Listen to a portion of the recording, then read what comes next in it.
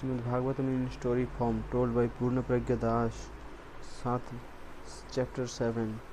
The birth of King Parikshit. Canto 1. While Parikshit was suffering from the scorching heat of Asatthama's Brahmastra within his mother's womb, he could see the Supreme Lord coming to his rescue. The Lord appeared in a four-armed form was that was the size of a thumb. His beautiful body was very blackish, and his dress was a dazzling yellow, adorned with a golden helmet and earrings. The Lord was continually wielding his club in a circular motion to dispel the radiation of Asatthama's Brahmastra, just as the sun dissipates the morning dew. Actually, the embryo within Uttara's womb had been burnt by the Brahmastra, but being the supreme magician, the Lord instantly provided Parikshit with a second body. Then, as the wonder-struck child looked on, the Lord suddenly disappeared. Thereafter, when all good astronomical science had gradually evolved in the sky, the great-grandson of Pandu was born.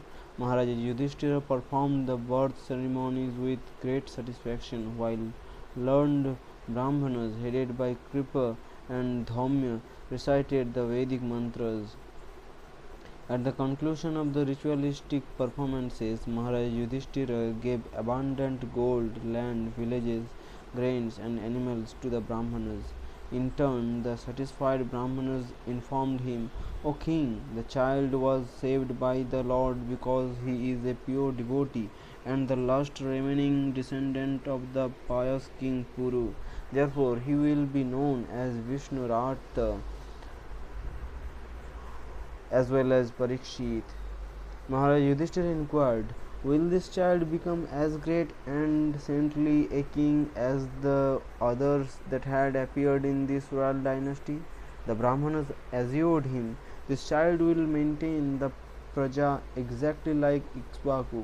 He will be true to his promise just like Lord Rama, the personality of Godhead, and he will be a munificent giver of charity and protector of the surrendered like Shibi, the king of Ushinara.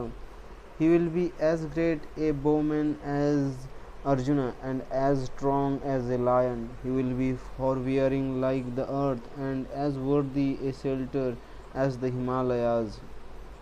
In terms of equanimity of mind, he will be like you, my dear Yudhishthira. He will be munificent like Lord Shiva, and he will be the resort of everyone like the Supreme Personality of Godhead, Lord Narayana. In magnanimity, he will become as great as King Rantideva. He will be like Bali Maharaj in patience, and he will become a great devotee of Lord Krishna like Prahlad Maharaja." After hearing the prediction of his death at the hands of Takshaka, he will inquire about self-realization from Shukadeva Goswami and thus achieve a life of fearlessness. Thereafter the Brahmanas departed, and gradually, just as the waxing moon develops day after day, the child grew up luxuriantly under the care of his grandfathers, because he examined all human beings in his search for that personality who had seen within his mother's womb. He constantly contemplated the Lord and became famous as Parikshit, the examiner. Because he constantly contemplated the Lord and became famous as Parikshit, the examiner. From his very childhood, Parikshit was a Mahabhagavata, and he used to imitate the worship of the family Krishna deity while playing with dolls. After some time, Maharaj Yudhishthira desired to perform the horse sacrifice so that he could free himself from the sinful reactions he had incurred during the battle at Kurukshetra.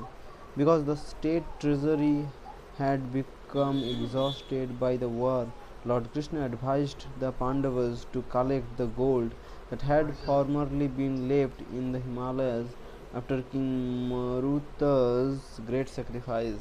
In this way, Maharaja Yudhishthira was enabled to perform 3 Ashwamedha Yajnas under Lord Krishna's direction and for his satisfaction alone.